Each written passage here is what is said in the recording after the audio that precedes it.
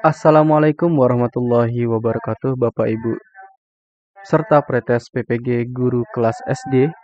Di kesempatan kali ini kita akan bersama-sama membahas tentang tantangan era globalisasi terkait dengan dampak positif dan negatif globalisasi. Nah, pembahasan dan soal-soal yang saya berikan di sini merupakan bersesuaian dengan kisi-kisi terbaru yang diberikan oleh kemdikbud.go.id. Nah, Bapak Ibu guru yang belum mendapatkan kisi-kisinya, silahkan di-download di ppg.kemdikbud.go.id. Silahkan di-download Bapak Ibu guru. Oke, sekarang kita bahas tentang kisi-kisinya. Kita akan bedah kisi-kisi tersebut, yaitu terkait dengan tantangan di era globalisasi. Nanti di soalnya akan diberikan sebuah informasi peserta didik dapat menyimpulkan dampak positif dan negatif globalisasi. Nah, nanti ada sebuah informasi yang akan disampaikan, kemudian tugas kita sebagai peserta adalah akan menyimpulkan yang mana dampak positif dan dampak negatif globalisasi. Baik, sekarang kita bahas mengenai globalisasi itu apa sih? Nah, globalisasi adalah proses mendunianya suatu hal sehingga batas antara negara menjadi hilang. Nah, globalisasi ini akan menyebabkan tidak adanya ruang yang terbatas, tidak adanya batasan-batasan. Misalkan Malaysia dengan Indonesia itu tidak dibatasi oleh sekat yang ada di negara-negara tersebut, tetapi itu bisa tersambung terhubung karena adanya globalisasi. Nah, globalisasi itu terjadi apabila didukung oleh faktor-faktor pendukungnya seperti teknologi, transportasi, ilmu pengetahuan, telekomunikasi, dan sebagainya yang kemudian berpengaruh pada perubahan berbagai aspek kehidupan dalam masyarakat. Nah, misalkan sekarang yang dipengaruhi oleh faktor perkembangan teknologi. Karena adanya perkembangan teknologi, kita bisa mengakses informasi yang ada di Malaysia, hasil penelitian yang ada di Amerika. Kemudian kita bisa mendapatkan ilmu-ilmu yang baru yang berasal dari negara-negara Eropa, berasal dari negara-negara yang ada di Australia. Itu bisa kita dapatkan karena adanya perkembangan teknologi dan juga adanya perkembangan telekomunikasi.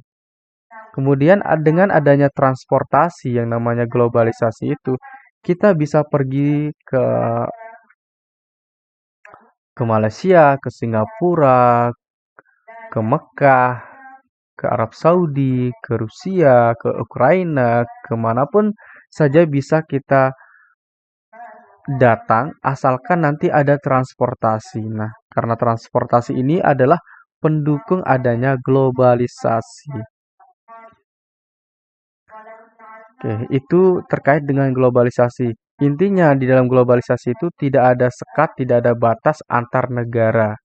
Tidak ada batasnya. Semua negara ini menjadi satu yaitu hubungan manusia global. Sekarang ini kita ini menjadi masyarakat global, bukan lagi masyarakat Indonesia. Tapi kita adalah warga negara Indonesia dan tetap cinta negara Indonesia. Nah, itu nanti akan kita pertahankan walaupun adanya globalisasi. Berikutnya, globalisasi memiliki karakteristik yang bisa kita amati secara langsung. Nah, karakteristik tersebut misalkan adanya perbedaan memaknai ruang dan waktu. Globalisasi membuat batas ruang dan waktu menjadi hilang karena komunikasi dan informasi bisa dilakukan atau didapatkan dengan mudah dan cepat tanpa batasan jarak dan waktu.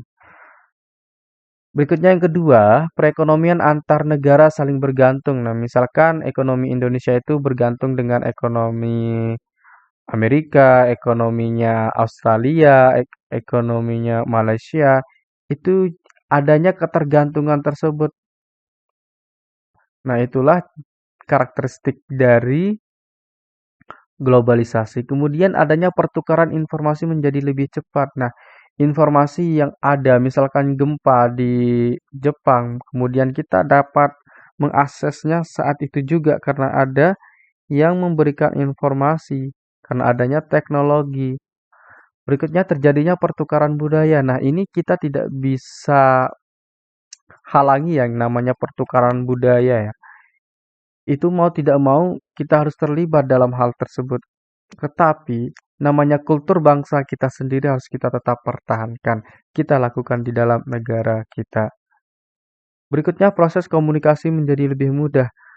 Nah, karena adanya kemajuan teknologi, itu menyebabkan adanya globalisasi sehingga menyebabkan kita akan mudah berkomunikasi dengan orang lain yang ada di luar negeri.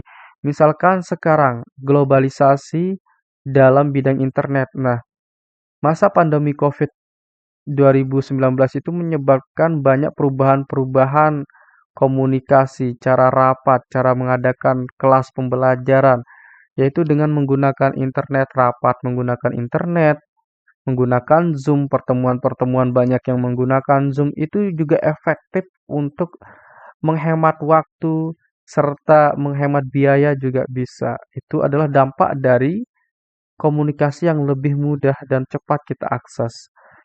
Berikutnya keterbukaan di segala aspek. Karakteristik globalisasi selanjutnya adalah adanya keterbukaan di segala aspek seperti politik, sosial budaya, dan ekonomi.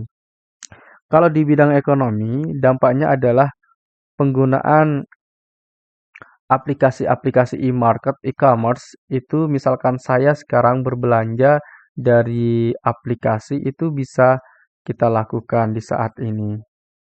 Kita tidak hanya terbatas belanja di pasar-pasar dekat rumah kita, tetapi kita bisa belanja dari rumah, tetapi kita membeli barang di Amerika misalkan. Kita bisa membeli barang di Malaysia, kita bisa membeli barang di luar daerah kita. Itu bisa karena adanya teknologi yang bisa dimanfaatkan untuk kemajuan ekonomi. Nah, sekarang kita akan bahas soal-soal mengenai tentang globalisasi. Soal pertama, westernisasi mulai berkembang dan mempengaruhi perilaku masyarakat Indonesia. Perilaku tersebut salah satunya adalah hedonisme. Apa itu hedonisme? Adalah sikap boros, itu hedon ya. Masyarakat cenderung ingin bersenang-senang tanpa memiliki tujuan yang jelas. Dampak negatif perilaku tersebut adalah, nah dampak negatif dari adanya hedonisme, kemudian westernisasi, kemudian hanya bersenang-senang tanpa memikirkan, maka itu akan menyebabkan perilaku negatif bagi kita seperti apa? Apakah kesenjangan sosial semakin meningkat? Kompetisi antar kelas sosial muncul, solidaritas organisasi memudar, kemajuan iptek terhambat ataukah industrialisasi terhambat yang diakibatkan oleh hedonisme. Yang mana? Yaitu yang C, solidaritas organisme memudar. Jadi kita hanya mementingkan kesenangan diri kita pribadi. Berikutnya, dampak negatif konsumerisme sebagai pengaruh globalisasi ditunjukkan oleh angka berapa dampak negatif dari kita sifat konsumsi. Kita terlalu boros dalam mengkonsumsi suatu barang atau jasa. Maka ini contohnya itu dampaknya itu seperti apa? Apakah produktivitas masyarakat menurun? Yang satu tidak ya. Karena kalau banyak konsumen kemudian banyak orang yang berbelanja itu akan menyebabkan produktivitas masyarakat itu akan semakin meningkat. Kemudian yang kedua, kebutuhan pokok cenderung diabaikan. Iya benar. Kalau kita terlalu konsumen tanpa kita berpikir, kita akan terus membeli sesuatu yang kita senang tetapi tanpa memikirkan kebutuhan pokok kita, sehingga terabaikan tuh kebutuhan pokok kita. Yang ketiga, masyarakat cenderung menjadi shopaholic. Shopaholic itu apa? Berbelanja berlebihan, terlalu suka dengan barang itu adalah sifat dari shopaholic. Shop dan holic itu asal katanya itu ya shop dan holic. Shop itu berbelanja, holic itu terlalu berlebihan. Kemudian masyarakat tidak dapat mengontrol pengeluaran dan hidup boros. Ini juga dampak negatif dari konsumerisme. 3, 4. Nah, apakah yang 5, produk asing semakin diminati masyarakat dalam negeri? Iya, karena banyak saat ini kita itu gengsi dengan produk asing, lebih senang menggunakan produk asing. Jadi jawaban yang benar adalah 3, 4, 5 yaitu yang E ya di sini ya.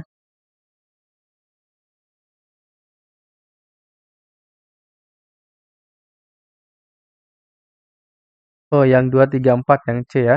Tadi saya mengatakan bahwa kebutuhan pokok cenderung diabaikan, benar tadi kan. Tapi produk asing semakin diminati masyarakat dalam negeri, ini bisa jadi dampak negatif atau bisa jadi juga berdampak positif. Tetapi kalau produk asing semakin diminati masyarakat dalam negeri, ini bisa menjadi dampak positif apabila itu bermanfaat untuk diri kita, untuk kebutuhan-kebutuhan kita ya. Jadi jawaban yang benar adalah yang C. Oke, berikutnya ini sebenarnya soalnya ke atas di sini ya, tetapi kita baca dari sini aja. Liberalisme, komunisme, dan sosialisme berkembang di Indonesia. Ideologi tersebut dipengaruhi oleh masuknya budaya dan informasi dari negara lain. Kondisi tersebut dapat menimbulkan dampak negatif di bidang politik karena kondisi liberalisme komunisme itu karena apa? Dampak negatifnya apakah berakibat terjadinya kultur lag, bertentangan dengan budaya lokal, berkaitan dengan klaim budaya, bertentangan dengan ideologi bangsa, atau berupaya mengetaskan kemiskinan masyarakat. Dampak negatifnya adalah bertentangan dengan ideologi bangsa Indonesia karena ideologi bangsa kita adalah Pancasila, bukan liberalisme, bukan komunisme, bukan juga sosialisme. Berikutnya, globalisasi dapat menyebabkan kerusakan lingkungan. Kerusakan tersebut disebabkan pembukaan lahan untuk membangun perusahaan multinasional, eksploitasi alam agar produksi meningkat, dan pencemaran lingkungan akibat banyaknya asap pabrik. Upaya mengatasi dampak negatif akibat fenomena globalisasi tersebut dapat dilakukan dengan cara apakah menurunkan biaya cukai, meningkatkan pajak penghasilan, membebaskan negara asing menjual produknya di pasar dalam negeri, melakukan penghijauan dan bersikap bijak dalam pemanfaatkan alam, ataukah yang E, melarang berdirinya perusahaan multinasional di dalam negeri. Nah ini, untuk upaya kita menghadapi adanya eksploitasi itu, nah setelah kita menggunakan lahan, maka lebih baik kita mengadakan penghijauan kembali, kemudian kita lebih bijak memanfaatkan alam tersebut. Jangan sampai kita habiskan untuk saat ini, tapi untuk kedepannya kita tidak mendapatkan dari alam tersebut. Jadi jawaban yang benar adalah yang D. Berikutnya, terbentuknya masyarakat ekonomi ASEAN berdampak positif terhadap perkembangan Indonesia yaitu pangsa pasar produk semakin meluas. Oleh karena persaingan semakin ketat, salah satu upaya masyarakat dalam merespon perkembangan tersebut adalah apakah meningkatkan kualitas sumber daya alam, mendorong masyarakat bersifat konsumtif, meningkatkan infrastruktur di kota-kota besar, menggali potensi sumber daya alam secara maksimal, mendorong gaya hidup modern pada semua lapisan masyarakat. Nah, di sini terkait dengan MEA, yaitu Masyarakat Ekonomi ASEAN. Ini kan akan berdampak positif terhadap negara kita. Nah, apa yang harus kita lakukan nih agar itu bisa kita maksimalkan? Tentu yang kita lakukan adalah meningkatkan kualitas sumber daya manusia kita. Jadi jawaban yang benar di sini yang A. Ini salah yang E ini ya. Jawaban yang benar di sini saya tegaskan adalah yang A, meningkatkan kualitas sumber daya manusia.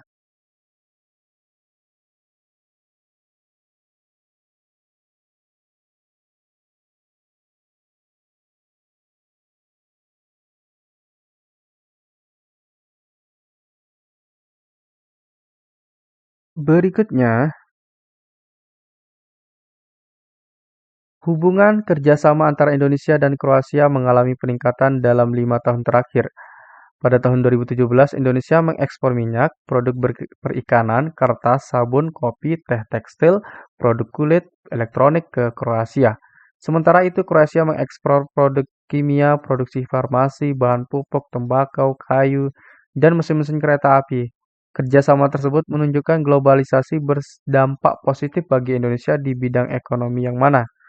Apakah meningkatkan jumlah tenaga ahli dari Indonesia, mempermudah saluran distribusi produk dalam negeri, mengenalkan budaya kedua negara melalui program bersama, memperkuat hubungan bilateral, atau meningkatkan partisipasi aktif untuk menciptakan stabilitas dunia. Nah, yang di sini kan antara Kroasia dengan Indonesia. Mereka bertukar barang yang mereka produksi. Kroasia mengirimkan bahan-bahan kimia, Indonesia mengirimkan produk kulit, kopi, kertas, dan lain-lain. Jadi di sini adalah meningkatkan mempermudah saluran distribusi produk dalam negeri ya.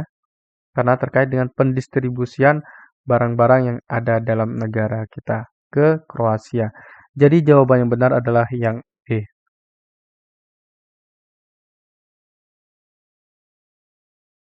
Berikutnya, Indonesia menjadi negara tamu dalam perhelatan akbar tingkat internasional Europalia Arts Festival. Pada Oktober 2017 sampai dengan Januari 2018, terdapat 228 seni dan budaya Indonesia menyemarakkan festival tersebut. Beberapa kesenian yang akan ditampilkan dalam festival tersebut yaitu tari topeng, Nani Topeng Losari dari Cirebon, sinden kontemporer, dan Mataniari Toba Batak Musik Ensemble. Dampak positif globalisasi di bidang budaya berdasarkan pernyataan tersebut adalah apakah mendorong pengakuan budaya Indonesia di mata dunia, meningkatkan jumlah investor asing, meningkatkan transfer teknologi, memperluas jaringan perdagangan, atau mendorong klaim budaya lokal oleh negara lain. Nah, kalau ditanyakan dampak positif berarti jelas bahwa untuk mendorong pengakuan budaya Indonesia di mata dunia. Jawaban yang benar adalah jawaban A. Soal berikutnya, Badan Ekonomi Kreatif atau Bekraf dan Ikatan Penerbit Indonesia IKAPI menggelar Indonesia International Book Fair pada September 2017 di Assembly Hall JCC. IIBF atau Indonesia International Book Fair menjadi ajang pameran buku berkelas dunia yang bertujuan meningkatkan ekosistem penerbitan. IIBF bekerja sama dan diikuti sekitar 20 negara di dunia. Dampak positif globalisasi di bidang politik berdasarkan ilustrasi tersebut adalah apakah A. Mempererat kerjasama bilateral antara Indonesia dengan negara lain, memperkenalkan budaya populer kepada masyarakat Indonesia, menarik minat investor untuk menanamkan modal di Indonesia, mengenalkan budaya lokal kepada masyarakat dalam negeri, memperlancar transfer teknologi dari negara maju. Nah, di sini terkait tentang ekonomi kreatif. Berarti jawaban yang benar adalah